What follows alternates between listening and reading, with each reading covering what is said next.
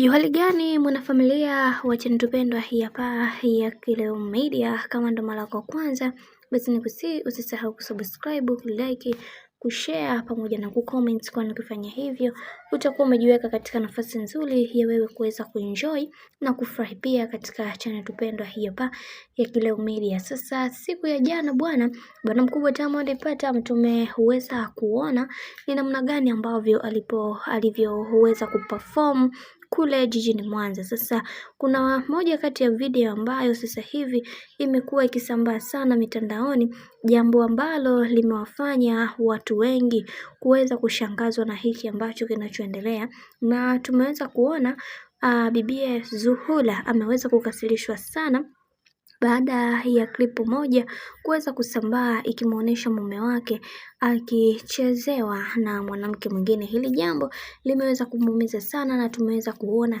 ni namna gani ambavyo alivyoweza kutukana kwa hasira, na akasema kwamba huyu mwanamke ni wa aina gani jamani, mbona kama anataka kujidhalilisha hivi wanawake hawa kwa nini wanakuwa na tabia za hivi? Sasa kitendo hicho bwana kimeweza kumuumiza sana bibi Zuchu. Kiukweli ameongea kwa hasira, akiwepo nyumbani akitazama live pale kutokea kwenye chaneli ya Wasafi.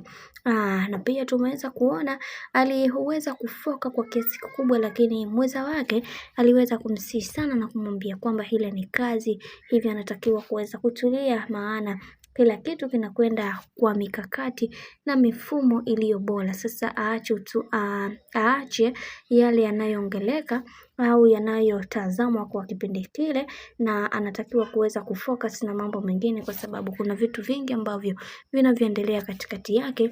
Binafsi anashindwa kabisa kuweza kuelewa ni kwa nini wasichana wamekuwa wakijirahisisha kiasi kile. Kiukweli kwa upande wa Zuchu ameweza kukasirika sana, na ameweza kuongea mambo mazito ambayo hayakumridhisha hata wale wafuasi wake. Na pia tumeweza kuona baadhi ya watu wengi waliweza kufunguka vitu vingi na kusema kwamba ujauzito ndio unamfanya anakuwa hivi, akishajifungua kila kitu kitakwenda kuwa sawa. Lakini wengi wao wakasema kwamba mume anauma bwana, hebu tumuache tu dada yetu aendelee kumuonea wivu mume wake. Kwa wale ambao wasioingia kwenye ndoa hawawezi kuelewa hili, ila kwa wale ambao walioingia kwenye ndoa wanaweza kulielewa hili. Kiukweli hii kitu inaumiza na inafanya watu wengine waweze kujifunza mengi kuhusiana na haya ambayo yanayoendelea kwa kipindi hiki. Bwana, mambo ndo kama hivi ambavyo unavyozidi kuona. Mimi ni kusiki kitu kimoja, kama ndo mara yako kwanza, basi usisahau kusubscribe,